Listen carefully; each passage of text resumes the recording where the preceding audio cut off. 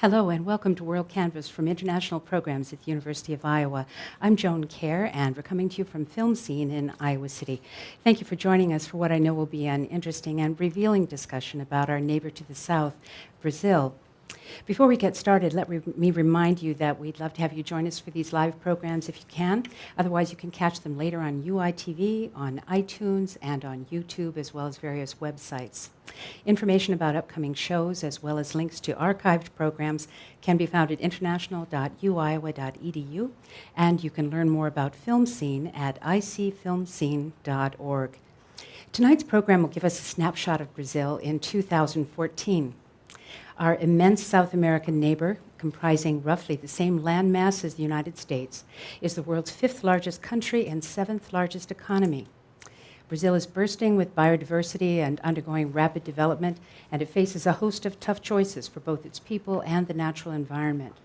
Tonight we'll look beyond the brilliant beaches and the soccer arenas to reflect on the multicultural legacy of Brazil's complex past, as seen in everything from its language to uniquely Brazilian artistic expressions to the political and social dynamics that are actively shaping the Brazil of the 21st century. And a note to anyone in the room who may like to tweet or otherwise do something with social media, please use the hashtag WorldCanvass if you're posting on social media before, during, and after the show, or mention at uiowa.ip on Twitter. Our guests in this first segment are Maria José Barbosa, professor in the University of Iowa Department of Spanish and Portuguese. Thank you, Maria. Thank you for having me here. Mm-hmm. Next to her is Laura Graham, who is an associate professor in the University of Iowa Department of Anthropology. Thank you, Laurie, for being with us. Thank you for having me. Mm-hmm. So let's briefly set the stage for this discussion about Brazil. Maria, you and your colleague, Marita Murphy-Marks, wrote an intriguing piece that appeared in yesterday's Press Citizen here in Iowa City, and in it you described many of the things about this vast country that we may, as outsiders, imagine to be true, but we may in fact be getting some of them wrong. What do we think we know about Brazil, and where are we mistaken? Well, I can only speak to the generalized ideas and the stereotypes that we hear so often. And you already mentioned some of them. It's the beautiful beaches, the string bikinis, I don't think you mentioned that, but I'm adding it. And the soccer fields and the football and, this country that seems to be bursting with energy, but at the same time there's crime and violence, and that's what we see in the media. Well, quite often people think about Brazil, they think about the Amazon and they think about Rio de Janeiro. Those are the two areas that seems to be like the symbols of Brazil. Brazil is a very large country, as you mentioned. It's the size of the United States, nearly half of South America in land and population. Yeah. 203 million people in Brazil. Our language is Portuguese. We don't speak Spanish. That's another stereotype. Mm-hmm. Our capital is not Buenos Aires. Mm-hmm. It's another stereotype. And also, when people think about Brazil, a lot of times in terms of export and economy, they think of coffee. I invite people to take a look next time that they fly from Cedar Rapids, anywhere else regionally, and they see the word Embraer, where that plane is made at, in São José dos Campos in São Paulo. And when they buy a pair of shoes, take a look, made where, And so a lot of other things like this. Brazil competes with Iowa for soy production. And so it has diversified agriculture also. So it is the idea that Brazil was a coffee producer, still is. But the economy has diversified. As you said, it's now the seventh economy of the world. 2 years ago was the fifth economy of the world. Mm-hmm.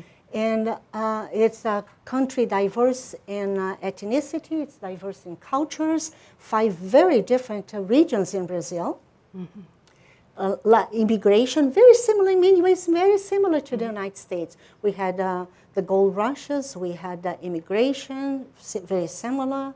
And it's a very, very diverse country. Mm-hmm. So, can you tell us, so that we have some kind of conceptual idea about those 5 regions? What are the 5 regions of Brazil? The Amazon region Then you have the northeast, where it's the cradle of Brazilian civilization.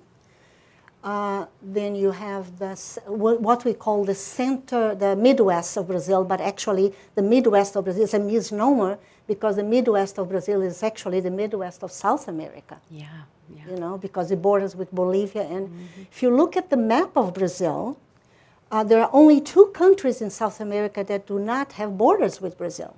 That gives you another extension of the borderland of, you know. And I'm sorry, say the question again. We were through 3 of the 5 regions. Oh, There yeah. were 2 So over I in the was east. only on the second one. So the southeast is where I come from, and Carla also comes from, and Rafael comes from. It's the most industrialized, and oh, I forgot them. So many Brazilians here today. Oh, and Ben, I'm sorry. So Yes, yes. it's the most industrialized and in the most populated area. And then the south of Brazil, which is completely different from anything you see in the north or the northeast, is where the large immigration of European immigration is. And you're going to see there in that area more people that look like people from Iowa than from the other regions of Brazil in terms of race and ethnicity, you know? Well, so I know that you are responsible for organizing a big conference that will be held here at the end of this week at the University of Iowa. And it's all about the constructions we have in the United States of Brazil, how we understand Brazil, how we think we understand Brazil or present it to our students and to others from the U.S. perspective. Can you tell us about this symposium that you have coming and why you thought it was important to have one in the first place? The title is Construing Brazil in the United States. In some ways, it's like this idea of refashioning the idea. What is it that, how is Brazil analyzed, discussed, envisioned, taught? I mean, because we bring in 14 scholars, one of them is from Brazil, sitting right there, from coming to campus to, number 1, to showcase our campus as well. Number 2, to put Brazil on a map on a campus, and to highlight also the Portuguese program on campus. We do have a major in Portuguese. We teach Portuguese, and a lot of students and a lot of our colleagues don't know it. So in a way, by bringing all these people here, important people from all over the United States, and 2 of them from Brazil, we are also calling attention to the topic, but also to Brazilian studies in the United States and at University of Iowa. And I understand the public can go to these various presentations on Thursday and Friday. Yes, the presentations begin at 9 a.m. on Friday and go all the way to the evening.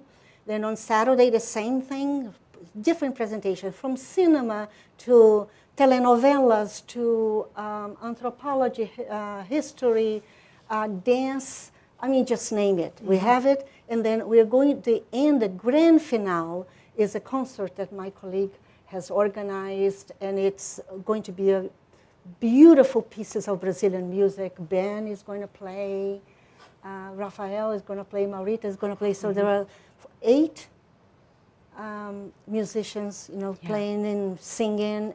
It's going to be just phenomenal. It's going to be a really great finale. Yeah, yeah. Well, I'm glad you gave us a little heads up on that so that people can attend it if possible. But now returning to this sort of general introduction to Brazil, you mentioned that sometimes there are people who will hear Brazil and they immediately think of the Amazon, or they think of problems with deforestation, indigenous tribes and some of their struggles against modernity, modern life sort of coming in undesirable ways. Lori, I want to go to you now and have you tell us a little bit about the work you do with indigenous peoples and human rights and resource issues. Can you give us a picture of what you've seen in this area? Well, one of the snapshots I can give is that people do think about the Amazon as really sort of either Rio de Janeiro or the Amazon as the center of Brazil. And Brazil, in fact, has 6 biomes, distinct ecological regions, and the Amazon is just one of those. There is also the Mata Atlântica. So we have the Amazon, Mata Atlântica, which is the forest along the Atlantic coast, the Pampas in the south, the Cerrado, which is the savanna in the grasslands of the interior, the Pantanal, which is a huge marsh, the largest marsh in the world, and Caatinga, another biome called Caatinga. So in fact, Brazil has done a very good job of reducing carbon emissions and reducing deforestation in the Amazon. But what has happened is that the deforestation is increasing in other areas, particularly the Cerrado or the savanna. And that's the area where I work, and that's where the soy agribusiness is just booming right now. Brazil and that central Cerrado region of Brazil vies with the United States, as Maria Jose said, between first and second place in the world as the largest exporter of soy. And most of that soy, they use a lot of GMOs in the area, most of that soy is going to China, where it's used as cattle feed, and also to Europe, where it's used as cattle feed, especially in the wake of the mad cow disease. There's a demand for using soy products. So there is a huge environmental crisis going on that people are really blind to in the Cerrado region.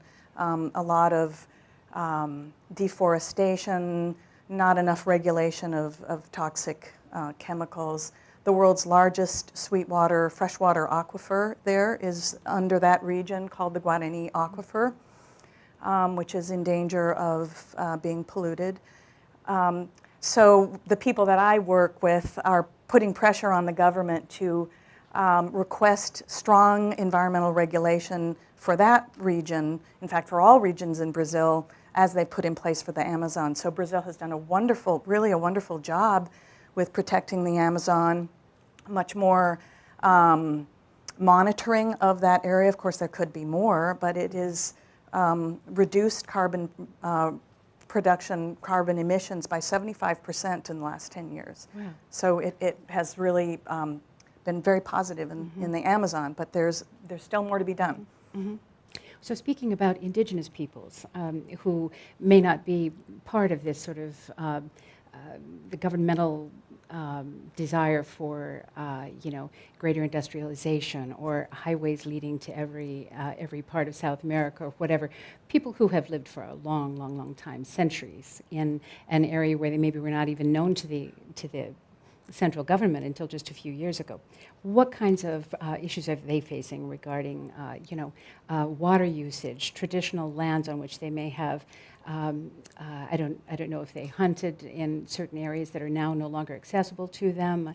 Can they come up in the court system against a multinational?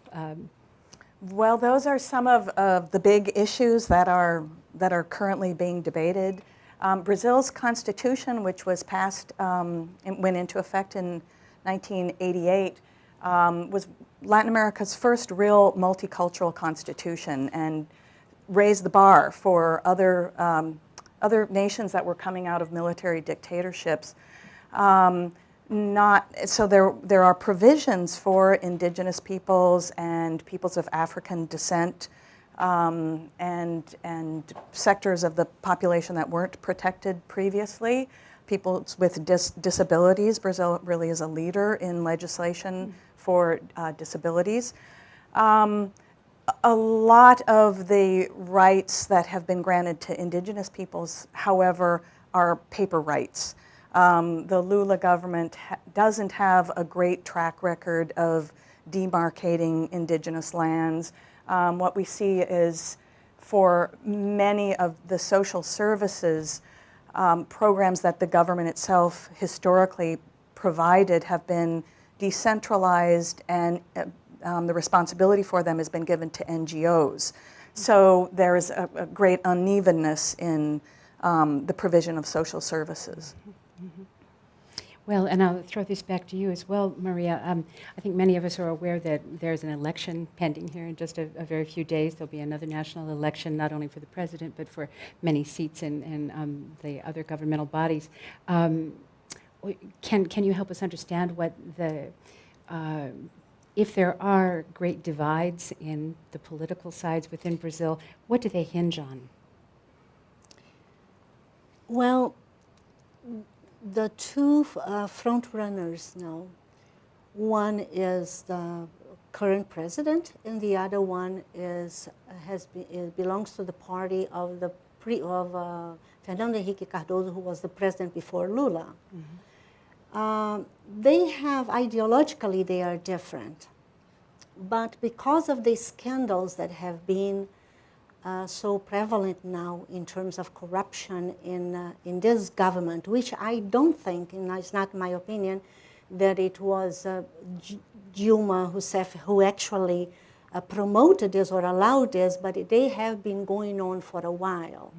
And so, but they just exploded now, I mean, with investigations now. And I think that has hurt her.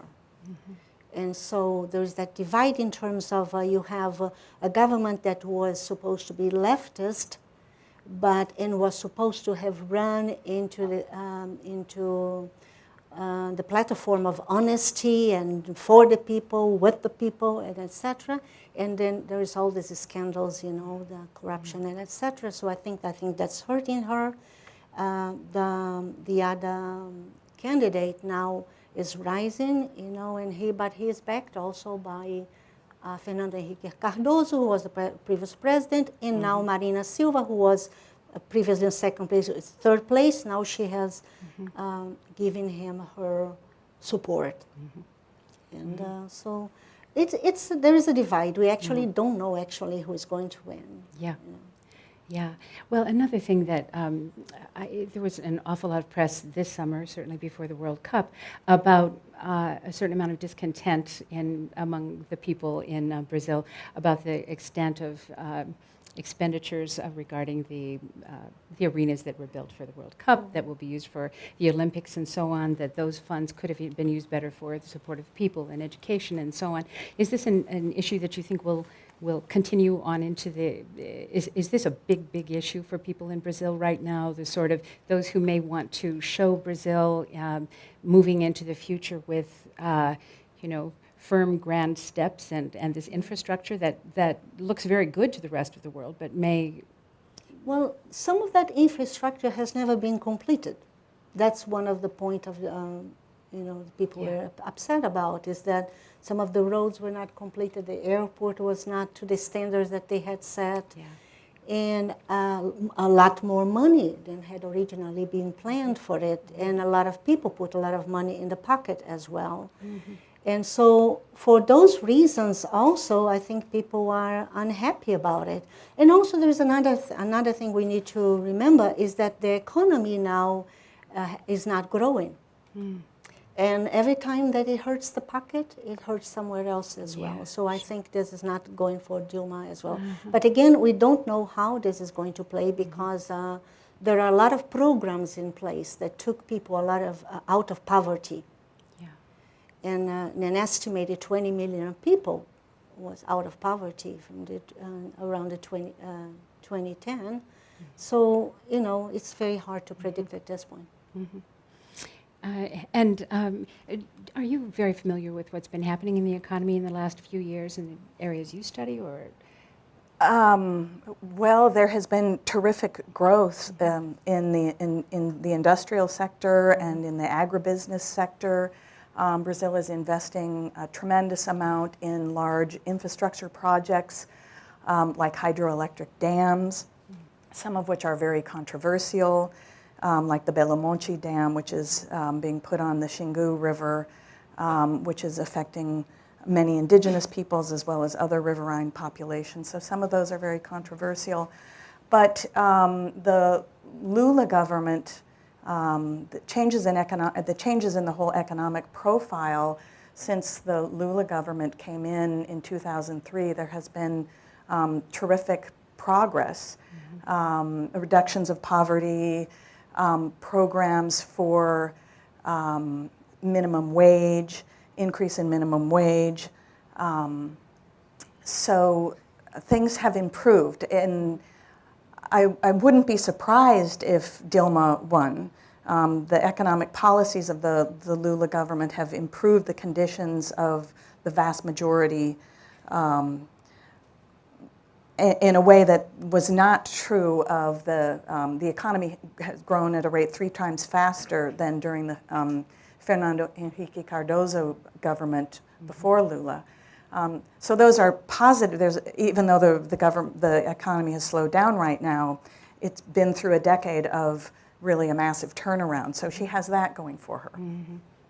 Well, since we've been talking about politics and the economy and all of that, I think we can maybe leave that for a moment now. I would like to have you both talk, if you wouldn't mind, for a few minutes, about the language, about the feel of the place, about the culture of Brazil. That obviously we only have a few minutes for this. We can't go on as long as we might like. But what is the when you think of the place you came from, what comes first to your mind?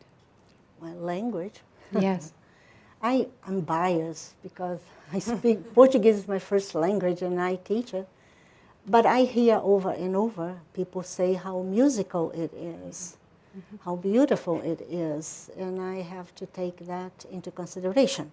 Yeah. Even though I maybe I sound biased because that's my first language. But so language for me, and we are very sensitive about people who think that we speak Spanish. All of them are shaking their heads. We don't speak Spanish. We can understand it because we have a sound, complex system of vowel sounds that allows us to understand Spanish, not the opposite. Rarely would somebody who speaks Spanish can understand as if we speak anything fast. We can understand people who speak Spanish because of our sound system. The 19th century Portuguese writer Essa de Queiroz used to say the Brazilian Portuguese, as some people call it, is Portuguese with sugar. Yeah, because of the sugar plantations, but also because the difference between Portuguese spoken in Brazil and in Portugal is that we relax on the vowels. We pronounce several vowels. Where there is not a vowel, we insert one. And that makes it musical, you know. So I think I identify myself first with my first language. Yeah. And that is my source of identity. And how is English commonly spoken among young people in Brazil? Is it like in many places in Europe now? You will go to a country that 20 years ago you might not have run into many people who would speak English, and now it's much more common. It's a lot more common, a lot more popular, especially in the large cities. Everybody in one way or another studies English. How much they speak, I don't know. Yeah. I would like to add that there are many other languages also spoken in Brazil. So Portuguese definitely is the natural language. The national language. But the official language. And the official language, but in Brazil, there is the largest population of Japanese outside of Japan. So when you go into some of the neighborhoods in São Paulo, there's an area called Liberdade, and there's Japanese. The menus are in Japanese. The street signs are in Japanese. Also Arabic. There's a large Lebanese population, and you find newspapers in Lebanese. And then there are 180 different indigenous languages, which are all very separate. Brazil is, I think if I were to characterize Brazil, it is an incredibly diverse and multicultural and heterogeneous place, geographically, culturally, linguistically. Yeah. Wow. Well, you've given us a good start to the evening here. And also, I'm sure that people have a chance to come to your symposium and hear these various speakers will have a wonderful time. Yeah, there's many, many wonderful talks and the music and everything else. It's just really the idea was to put Brazil on a map here and also to showcase the University of Iowa to our guests who are coming from outside. Wonderful. Well, I wish you good luck with that. Thank you too, Lori. So deep thanks to Maria Jose Barbosa and to Lori Graham for being with us for this first segment of WorldCanvass this afternoon. And I hope you'll stay with us for the second part in this series, which will explore Brazil's musical soul. And all WorldCanvass programming can be found on YouTube, on UITV, iTunes, and the International Program's website, which is international.uiowa.edu. And to learn more about Film Scene, you can go to icfilmscene.org. So I'm Joan Kerr. Thank you very much for being with us, and good night. Thank you.